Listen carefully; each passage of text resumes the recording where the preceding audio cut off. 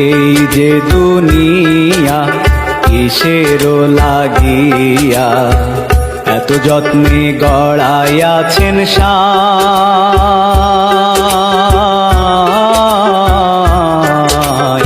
এই যে দুনিয়া